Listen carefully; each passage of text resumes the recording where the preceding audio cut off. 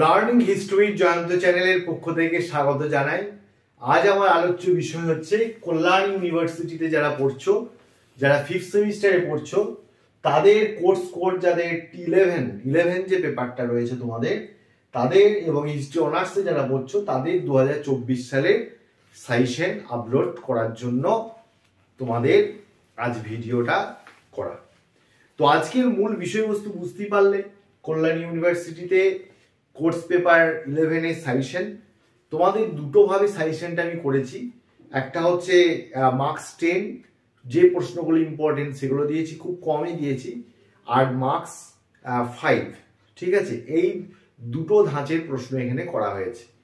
তো তোমরা যারা আমার চ্যানেল দেখো তাদেরকে বলে রাখি, যারা প্রথম দেখছো তাদেরও বলে রাখি, তোমরা লাইক শেয়ার সাবস্ক্রাইব অবশ্যই করবে, যেহেতু তোমরা পরবর্তীকালে আরো অনেক ভিডিও তোমরা পাবে।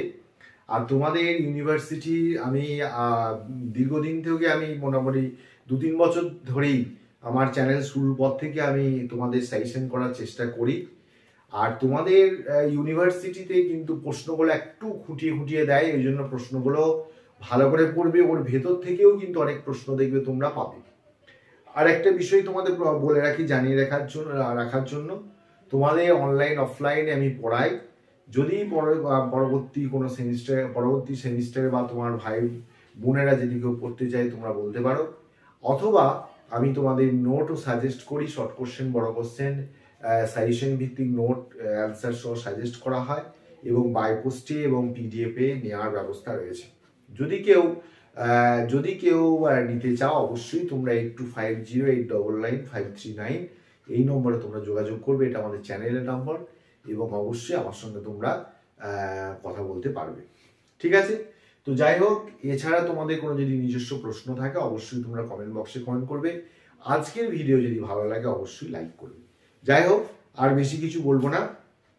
তোমাদের আজকে আমি টোটাল তোমাদের মার্কস 10 9টা টোটাল প্রশ্ন দিয়েছি। 9টা প্রশ্নই কিন্তু করে যেতে হবে, এখানে কিন্তু স্টার মার্কস বলে কিছু নেই, এখানে সমস্ত কিছুই স্টার মার্কস। তোমাদের ইউনিভার্সিটিতে একটা ব্যাপার হচ্ছে যে এই প্রশ্নগুলো কিন্তু প্রত্যেকটা যদি না করে যাও তাহলে কিন্তু আসবে না, কমন পাবে না। তো এই জন্য বলছি প্রত্যেকটা প্রশ্ন করে যাবে। 10 নম্বর মার্কস তো কমন পাবেই, দুটো, যে কোনো দুটো তোমাদের লিখতে হবে, 4টে থাকবে। আর 5 নম্বর মার্কসগুলো একটু কঠিন দেয়, প্রত্যেক বছরই আমি দেখেছি।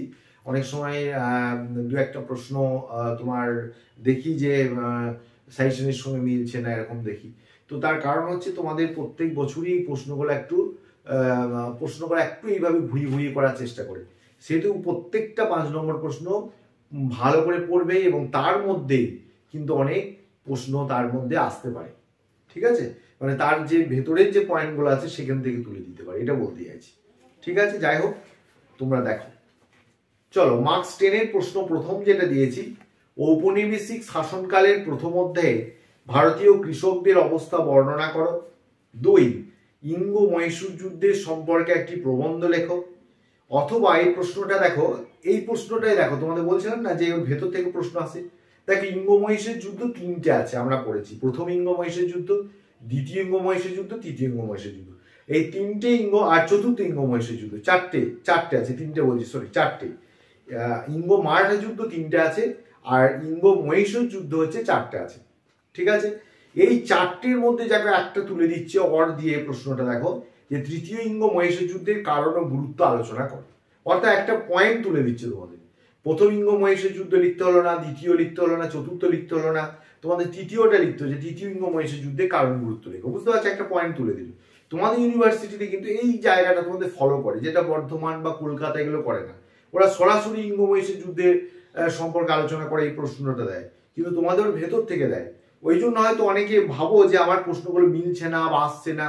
তো তোমরা কিন্তু এই ভেতর থেকে যখন প্রশ্ন পাবে তখন কিন্তু নাই মিলতে পারে। যেমন ধরো, এখানে ইঙ্গো মহীশূর যুদ্ধের সম্পর্কে আলোচনা করে, এর মধ্যে হয়তো তোমাদের দিল চতুর্থ ইঙ্গো মহীশূর যুদ্ধের গুরুত্ব আলোচনা করো, 5 নম্বরে দিয়ে দিল। তাহলে তো তুমি আমার প্রশ্নের সাজেশনের মধ্যে তুমি তো বলতে পারো যে পেলাম না, কিন্তু দেখো সাজেশনের মধ্যেই আছে, তো ভেতরে কিন্তু আছে। কারণ ইঙ্গো মহীশূর যুদ্ধের সম্পর্ক পড়তে গেলে চতুর্থ ইঙ্গো মহীশূর যুদ্ধ পড়তেই হবে তোমাকে। ঠিক আছে, বুঝাতে পারলাম ব্যাপারটা? তারপরে দেখো এখানে আরেক ধরনের প্রশ্ন আছে, অর দিয়ে দেখো লেখা আছে ইঙ্গ-মহিষী যুদ্ধে রাজনৈতিক কারণ আলোচনা করো। তখন কিন্তু এত যুদ্ধগুলো আলোচনা করার দরকার নেই, রাজনৈতিক কারণ 4-5টা লিখে দিলেই হয়ে গেল। বুঝতে পেরেছো ব্যাপারটা কিরকম প্যাটার্ন গুলো আসছে? তারপরে দেখো 3 নম্বর, তৃতীয় ইঙ্গ-মারাঠা যুদ্ধের কারণগুলি চিহ্নিত করে, এই যুদ্ধের গুরুত্ব কি ছিল। অর দিয়ে ইঙ্গ-মারাঠা যুদ্ধ সম্পর্কে একটি প্রবন্ধ লেখো। দেখো ইঙ্গ-মারাঠা যুদ্ধটা যদি পড়ে যাও তাহলে দেখো যদি প্রথম দিয়ে এখন তৃতীয় দিয়েছে, পরে এই পরীক্ষাতে হয়তো দ্বিতীয় দিয়ে দিল, দ্বিতীয় ইঙ্গ-মারাঠা যুদ্ধের কারণ লেখো, এই যুদ্ধের গুরুত্ব কি। তাহলে কিন্তু তুমি প্রশ্নটা কমন পেলে, কারণ হচ্ছে ইঙ্গ-মারাঠা যুদ্ধ সম্পর্কে একটা প্রবন্ধ লেখা আমি অলরেডি দিয়েই দিয়েছি। বুঝতে পেরেছো তো? ওই জন্য বলছি এগুলো একটু কনসাসলি পড়বে। হ্যাঁ ঠিক আছে। 4 নম্বর, ভারতের ইতিহাসে মারাঠাদের পতনের গুরুত্ব আলোচনা করো। 5, 1857 সালে মহাবিদ্রোহের প্রকৃতি নির্ণয় করো। এই প্রশ্নটাই দেখো আবার কিভাবে একটা পয়েন্ট, মহাবিদ্রোহে একটা অন্যতম একটা পয়েন্ট হচ্ছে প্রথম জাতীয় স্বাধীনতা আন্দোলন। এই প্রশ্নটা দেখো ওই পয়েন্টটা থেকে তুলে দিতে পারে যে 1857 সালে মহাবিদ্রোহকে ঔপনিবেশিক শাসনের বিরুদ্ধে প্রথম জাতীয় স্বাধীনতা আন্দোলন, প্রথম জাতীয় আন্দোলন হিসেবে পর্যালোচনা করো। এটাও কিন্তু তোমাদের 10 নম্বর হিসেবে দিয়ে দিচ্ছে, মানে একটা পয়েন্ট 10 নম্বর হিসেবে তুলে দিচ্ছে, মানে এত ওরা প্রশ্নগুলো টাফ করে। 6 নম্বর, ভারতের গৌরবময় অতীত আবিষ্কারে ব্রিটিশ প্রাচ্যবাদীদের ভূমিকা আলোচনা করো। 7, 1855 থেকে 56 সালে সাঁওতাল বিদ্রোহের কারণ ও গুরুত্ব নির্ণয় করো। তারপরে হচ্ছে তোমার 7 হলো 8, ঔপনিবেশিক বাংলার কৃষকদের অর্থনৈতিক জীবনে চিরস্থায়ী বন্দোবস্তের প্রভাব আলোচনা করো। দেখো চিরস্থায়ী বন্দোবস্তের প্রভাব এলো, অথবা চিরস্থায়ী বন্দোবস্তের সুফল ও কুফলগুলি আলোচনা করো। অর্থাৎ সুফল তোমাকে দিতে পারে 5 নম্বর দিয়ে দিতে পারে, আবার কুফল দিয়ে দিতে পারে, আবার নাহলে প্রভাব দিয়ে দিতে পারে। ঠিক আছে, ওই জন্য সবটাই কিন্তু ভালো করে করে যেতে হবে এগুলো। 9 নম্বর, 1760 থেকে 64 সালের মধ্যে ইস্ট ইন্ডিয়া কোম্পানি বাংলায় কিভাবে তার আধিপত্য বিস্তার করেছিল বর্ণনা করো। বুঝতে পেরেছো? এই 9টা প্রশ্ন ভালো করে যদি করে যাও তাহলে এদের ভেতর থেকেও বলছি, বারবার বলছি, প্রশ্ন আসতে পারে। এই জন্য এই 9টা প্রশ্ন ভালো করে যাবে, তাহলে তোমরা অবশ্যই 2টো পাবে, এবং এর মধ্যে থেকে হয়তো তোমার 5 নম্বরও 2-1টা পেয়ে যেতে পারো। বুঝতে পেরেছো? কিন্তু হ্যাঁ বারবার বলছি, কিন্তু এর মধ্যে এর ভেতরে যে পয়েন্টগুলো আছে সেইগুলোও ভালো করে তৈরি করে যেতে হবে, তবে কোশ্চেনটা তুমি কিন্তু ধরতে পারবে। নেক্সট 5 মার্কসে যেগুলো দেওয়া হয়েছে দেখো, প্রথম, ভারতে ঔপনিবেশিক শাসনের প্রথম পর্যায়কে মার্ক্সবাদী ঐতিহাসিক গোষ্ঠী কিভাবে ব্যাখ্যা করেছিল। 2, আধুনিক ভারতের ইতিহাস চর্চায় নিম্নবর্গীয় ইতিহাস গোষ্ঠীর অবদান পর্যালোচনা করো। 3, ভারত ইস্ট ইন্ডিয়া কোম্পানির সাম্রাজ্য বিস্তারে লর্ড ওয়ারেন হেস্টিংসের ভূমিকার মূল্যায়ন করো। 4, লর্ড কর্নওয়ালিসের প্রশাসনিক সংস্কারগুলি পর্যালোচনা করো। এই প্রশ্নটা অর হিসেবে এক ধরনের দেয়, ভারতে ব্রিটিশ ঔপনিবেশিক শাসন সম্প্রসারণে লর্ড কর্নওয়ালিসের ভূমিকার মূল্যায়ন করো। 5, রায়তওয়ারি ভূমি রাজস্ব বন্দোবস্তের বৈশিষ্ট্যগুলি চিহ্নিত করো। 6, ওয়াবি আন্দোলন সম্পর্কে একটি টিকা লেখো, অথবা টিকা লেখো তিতুমিরের বারাসাত বিদ্রোহ। 7, 1765 সালে দেওয়ানি হস্তান্তরের গুরুত্ব আলোচনা করো। তারপরে দেখো 8 নম্বর, 1813 সালে সনদ আইন বা চার্টার অ্যাক্টের গুরুত্বপূর্ণ বৈশিষ্ট্যগুলি লেখো। 9, টিকা লেখো অধীনতামূলক মিত্রতার নীতি।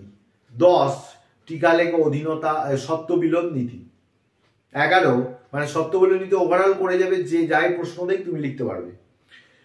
11, ঔপনিবেশিক আমলে ভারত থেকে সম্পদের বহিগমন কিভাবে ঘটেছিল তার দিক নির্দেশ করো। 12, মারাঠা রাজনীতিতে নানা ফড়নবিসের অবদান উল্লেখ করো। 13, ঔপনিবেশিক বাংলায় সুতি বস্ত্র শিল্পের ধ্বংসের কারণগুলি উল্লেখ করো। নেক্সট হচ্ছে 14, লর্ড উইলিয়াম বেন্টিং কর্তৃক গৃহীত সংস্কার কর্মসূচি সম্পর্কে সংক্ষেপে পরিচয় দাও। 15, 1849 সালে ইঙ্গ-শিখ যুদ্ধে শিখদের পরাজয়ের কারণ কি। 16, 1757 সালে বিদ্রোহে ঝাঁসির রানী লক্ষ্মীবাইয়ের প্রধান অবদান কি ছিল। 17, 1757 সালে বিদ্রোহের পর ঔপনিবেশিক প্রশাসনিক ব্যবস্থায় সংগঠিত যে কোনো 5টি পরিবর্তন উল্লেখ করো। 5 নম্বর থাকলে 5টি পরিবর্তন দেবে। ঠিক আছে, এই হচ্ছে তোমাদের 5 নম্বর প্রশ্ন একটু বেশি দিলাম, কারণ তোমাদের এই যে আমি প্রথমেই বলে দিলাম তো প্রশ্ন পত্র একটু কঠিন করে, ওরা খুঁটিয়ে প্রশ্নগুলো করে, ওই জন্য তোমাদের 5 নম্বর প্রশ্ন একটু বেশি দিলাম। তো আশা করছি এই প্রশ্নগুলো যদি তোমরা তৈরি করো তোমরা কমন পাবে, আর বারবার বলছি খুব খুঁটিয়ে এই প্রশ্নগুলো তৈরি করো, তাহলে যে কোনো পয়েন্ট যদি একটা ভেতর থেকে তুলে দেয় তাহলে তোমরা ধরতে পারবে। ঠিক আছে, যাই হোক তোমরা অবশ্যই ভালো থেকো এবং এগুলো ভালো করে পড়তে থাকো। তোমাদের প্রতি আমার অবশ্যই বেস্ট অফ লাক রইল। আর আরেকটা ব্যাপার, নেক্সট ভিডিও তোমাদের আসছে কোর্স কোড যেটা হচ্ছে 12 পেপার, ঠিক আছে, তারপরে ডিএসসি 1-2টাও নিয়ে আসবো। তোমরা দেখতে থাকো এবং তোমাদের অবশ্যই ভালো লাগলে লাইক শেয়ার সাবস্ক্রাইব করতে ভুলবে না। ভালো থেকো।